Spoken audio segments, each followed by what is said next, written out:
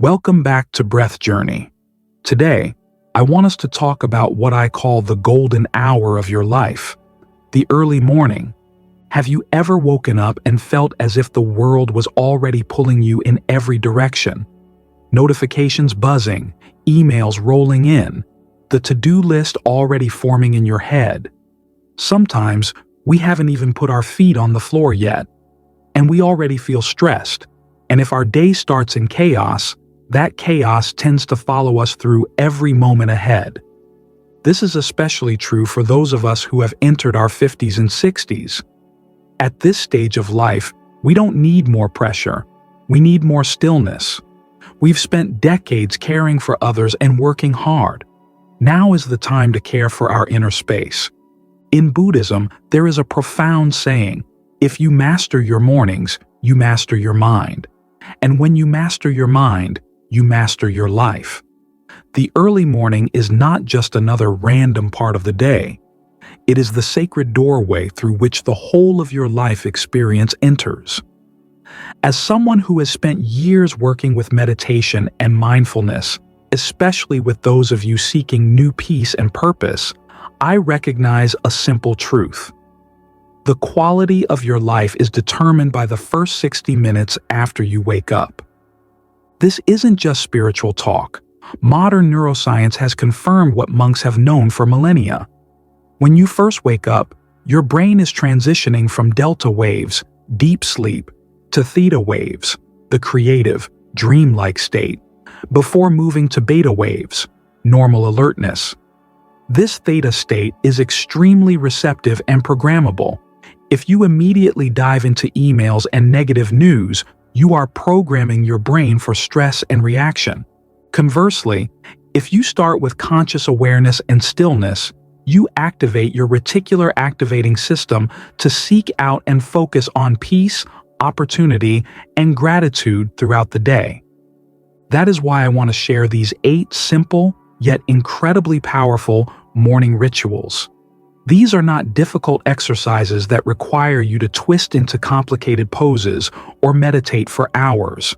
These are small practices rooted in practical wisdom that help you change the flow of your energy. We won't just be listing things.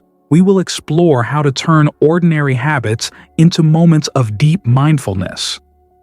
We will look at why your morning shower can become a form of moving meditation, how a commitment to noble silence for the first 30 minutes can be a shield protecting your soul, and why your breath, which is always available, is the most reliable anchor in your life. Join me as we dive into each step. This is a journey not toward perfection, but toward finding completeness right here in this moment. Let's start right now with the first secret: embracing noble silence. My dear friends, as I mentioned, the quality of the first 60 minutes dictates the quality of our entire day. So, how do we protect that precious theta moment and prevent the outside world's hustle from ripping apart the newly created screen of peace? We're going to start with a practice that I guarantee is the hardest for many modern Americans, but also the most wonderful gift you can give yourself at this age. 1. Embracing noble silence. The ritual is very simple. When the alarm turns off, or when you open your eyes, commit to observing supreme silence for the first 30 to 60 minutes of the day. I'm not just talking about not speaking to your spouse or your pet. I'm talking about consuming absolutely no information, no turning on the TV, no opening your phone, no checking the news, and absolutely no work emails. This is a small sacrifice, but the payoff is immense. Most of us spent the whole night resting our minds, but as soon as we wake up, we immediately throw an information shock at our nervous system. That's like trying to inject a massive amount of caffeine into your muscles right as you wake up. It causes unnecessary arousal, anxiety, and instantly pulls you into reaction mode. From the expert's perspective, when you maintain this stillness, you are doing something miraculous for your brain. You are allowing your brain to self-regulate. You create a space where worry, fear, and the stories of yesterday's to-do list cannot intrude. In Buddhism, we call this cultivating noble silence, a space where your own deep wisdom has a chance to emerge. If you are retired or work from home, this is even more critical. Stillness is not emptiness, it is availability. When you are undistracted by breaking news or work emails, you can hear your own calm voice, the voice that will guide you through the new day with intention, rather than just reacting to external demands. So, my advice is, let the world wait. Prioritize the peace within you. 2. Beginning with the breath of life, the anchor. Immediately after you've committed to stillness, the next step is to shift your attention to your most powerful and always available tool, your breath. Perhaps you've heard a lot about breath meditation, but I want to share a simple approach, suitable even if you are still lying in bed. Here's the secret. Don't start the day with a thought. Start with a sensation. I want you to take 3 deep, slow, conscious breaths. Let the breath fill your lungs and belly like a wave, and then gently let it dissipate. And here is what makes the Buddhist practice different. We attach intention to each breath. As you inhale deeply, silently say, "I awaken with calm." As you exhale slowly, silently say, "I release all tension." Just 3 times. These 3 breaths are not just about delivering oxygen to the body. They are a deliberate action to reset your nervous system. Neuroscience of meditation. When you breathe slowly and deeply, especially when the exhale is long, you are activating your parasympathetic nervous system. This is the rest and digest mode. By doing this, you signal to your brain, "Everything is okay. I am in control." This reduces the production of the stress hormone cortisol from the very first moment of the day, allowing you to start the day with a slow, steady heart rather than an anxious, racing one. I've seen this wonderful change in my clients over 60.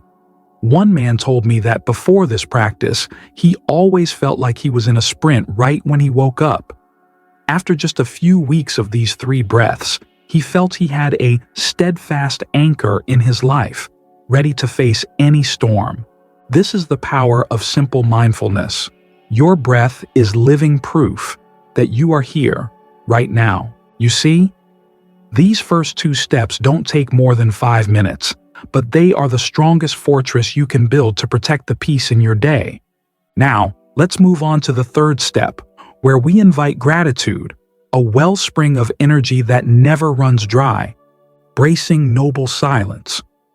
My dear friends, you have just created a wonderful space in your mind through noble silence and mindful breathing.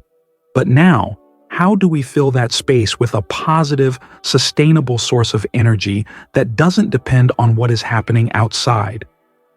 The next ritual is the Buddhist answer to this very question. 3. Starting the day with the light of gratitude. Most people, when they wake up, immediately focus on what they are lacking or the problems awaiting them: bills, appointments, health worries. But in Buddhism, we learn how to reverse this mental habit. We are going to take a quiet moment to seek out and acknowledge 3 simple things that we feel grateful for. They don't have to be massive, life-changing events. It could be the warm blanket, your morning coffee, or simply the ability to see one more sunrise. This practice, though it only takes 2 minutes, has immense power. It's like changing the channel on your mental TV. When you look for things to be grateful for, your mind automatically shifts from a mode of deficiency to a mode of sufficiency. Personal experience and wisdom. Many older clients tell me they struggle to find anything to be grateful for when facing chronic illness or loss. I always reply, gratitude is not the denial of pain. It is the acknowledgement of the good that still exists despite the pain. Be grateful for the heart that is still beating. the neighbor who smiled, or the beautiful memory of a loved one. It is about finding the precious jewels scattered throughout daily life. When you start the day with this sense of abundance, you are building a solid foundation to cope with any challenge. When challenges arise, you won't be completely knocked down because you know that goodness still surrounds you. 4. Mindful eating. The fourth ritual moves us out of formal meditation space and into action. If you have a habit of eating breakfast, I encourage you to turn this meal into another form of meditation, food meditation. I often see people eating breakfast while watching the news, checking their phone, or rushing to work. They swallow their food hurriedly, their minds completely elsewhere. Mindful eating is simply dedicating 5 to 10 minutes to eating slowly and without distraction. Look at your food. Pay attention to its color and texture. Smell it. Inhale the aroma of your tea, coffee, or toast. As you chew, feel the flavor dissolving on your tongue. Notice the food's journey as it enters your body and gives you energy. Neuroscience and digestion. Scientifically, when you rush, your body is still in a state of stress, sympathetic mode. This hinders digestion and nutrient absorption. When you eat slowly, chew thoroughly, and focus, you reactivate the parasympathetic nervous system, the rest and digest mode. You not only digest your food better, but you also digest your entire day better. This ritual is a practical lesson that you can find focus and appreciation in every single action. By practicing mindful eating, you're training your mind to live fully in every experience, even the most fundamental ones. Remember, meditation is not just about sitting still. Meditation is about bringing awareness into a life in motion. Next, we will transition into using our body to create clarity and how to set a clear intention for our new day. These are two essential rituals for building a meaningful day. We've created stillness in the mind with the breath and sufficiency in the heart with gratitude. But now, let's talk about the body, the temple you will fully inhabit. In Buddhism, the body isn't just a vehicle you use to get around. It is a tool of mindfulness and an exact reflection of your inner state. As we age, connecting with the body becomes more crucial than ever. 5. Waking the body with mindful movement. I know many of you may not feel like rushing to the gym first thing in the morning, and honestly, you don't have to. Mindful movement isn't exercise, it is awakening. After your breath work and gratitude practice, I encourage you to spend just 5 to 10 minutes moving your body gently and with intention. You could do a few simple stretches, stand up and roll your shoulders a few times, or practice a short Tai Chi sequence. Even just standing and feeling gravity pull your body down, feeling your feet firmly rooted on the ground, that is mindful movement. The secret is, bring your full attention to the sensation. As you reach your arms up, feel the gentle stretch in your sides and the opening of your chest. As you turn your head, feel the release of tension in your neck and shoulders. The longevity perspective. For older audiences, this is an invaluable practice. Mindfulness in movement does more than just increase flexibility. Neurologically, it helps reinforce the connection between mind and action. When you move consciously, you stimulate the brain regions responsible for balance and spatial awareness, which helps reduce the risk of falls and increases mental clarity. It's also a great way to release trapped cortisol, the stress hormone, from your muscle tissues. Remember this mantra: it's not how much you do, but what mind you do it with. See every stretch as a thank you note to the body that has carried you through life. 6. Practicing mindful cleansing. Now, let's transfer this mindfulness to an action we perform every day: personal hygiene. I call this mindful cleansing. This is a practice I learned in monasteries and have shared very effectively with retired clients who often feel bored with old routines. The goal is to turn brushing your teeth, washing your face, or showering into a morning ritual. When washing your face, feel the temperature of the water on your skin. Notice the scent of the soap. Don't think about the 10 o'clock meeting.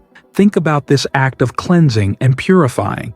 When showering, let your mind follow the stream of water over your shoulders. Feel the warmth soothing small aches and pains. Imagine the water is washing away not just dirt, but the worries of yesterday. The expert insight.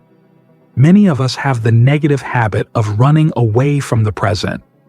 We try to rush through everything to get to some better place. But if you turn these simple acts into the place you want to stay, the place where you are fully present, you have found peace right in the middle of your busy life. Furthermore, using your senses to anchor your mind to this moment is a powerful way to enhance focus. If your mind starts to wander to the to-do list, gently guide it back to the sensation of the soap suds or the minty smell of the toothpaste. You see, my friends, you don't have to climb a mountain to meditate. Your life itself is the meditation. We've now covered 6 steps. Next, we will finish with the 2 most powerful practices: how to set a clear intention for the day and how to cultivate compassion so we can live a more generous and kind life. My dear friends, we have covered 6 wonderful steps to settle the mind and awaken the body. Now, we need the final 2 rituals to transform an ordinary day into a meaningful one. These 2 practices aren't about what you do, they are about who you are. 7. Setting intention like lighting a lamp, the guiding light. Most people start the day by making a list of things they need to accomplish. In Buddhism, we focus instead on the qualities we wish to embody. This is the difference between working hard and living with purpose. After you've achieved calm and awakened your body, take a moment to ask yourself, which quality will guide me today? Perhaps it is patience when dealing with traffic or delays. Maybe it is kindness when interacting with people around you, or it might simply be clarity when you need to make a decision. Choose a single word, a short phrase, and whisper it. Today I will remain steady and listen, or I choose to act with gratitude. Buddhist wisdom and neuroprogramming. This is the practice of right intention. When you light this lamp of intention in the morning, you are not just telling the universe what you want, you are programming your own nervous system. Like a GPS, this intention will filter out distractions and help you recognize opportunities to express that quality throughout the day. When you feel pulled into stress, remember this light. It will gently bring you back to the person you choose to be. 8. Awakening compassion, Metta meditation, the open heart. And finally, the 8th practice, one of the greatest gifts Buddhism offers the world, loving kindness meditation, or Metta. Compassion isn't just feeling sorry for others. It is a courageous and deep wish that all beings, including yourself, be free from suffering. After setting your intention, close your eyes and expand your circle of kindness. Whisper these wishes to yourself. May I be safe, may I be healthy, and may I find peace. We must care for ourselves first. To a loved one, may name be safe, healthy, and find peace. To a neutral person, the delivery driver, the cashier you saw yesterday. To a difficult person, someone who causes you stress. This is the hardest but most powerful step. The power of compassion in later life. As we age, we can easily become rigid and hold on to resentment. Metta is medicine for the heart. Science has shown that practicing compassion increases the hormone oxytocin, the hormone of connection and trust. while reducing anxiety and building emotional resilience. By sending out kindness, you are changing how your brain perceives the world, transforming difficult people into people who are having a difficult time. You don't have to like them, but you can wish them peace. That lightens your own heart considerably. Gentle conclusion and farewell. My dear friends, we have just walked through these 8 simple yet powerful rituals. I don't expect you to do them all at once. Choose just 1 or 2 rituals, for example, noble silence and mindful breathing, and commit to practicing them for 1 week. Remember, life is not meant to be hurried. Each morning is an invitation to return to yourself, to awaken not only your body, but your spirit. The strength of these practices comes from quiet, gentle repetition. Over time, they will reshape the way you move through the world with a clear mind, a generous heart, and a steady sense of purpose. I trust that at this beautiful stage of life, you absolutely deserve to live every day with the deepest joy and peace. If these insights have touched you, and if you wish to continue this journey of exploring Buddhist wisdom and mindfulness, please hit subscribe and that little bell icon. Please share this video with anyone you think might be searching for this peace. Thank you for spending your precious time with me today. Until we meet again, may your mornings be calm, your days be filled with meaning, and your heart remain open to the quiet beauty in every moment.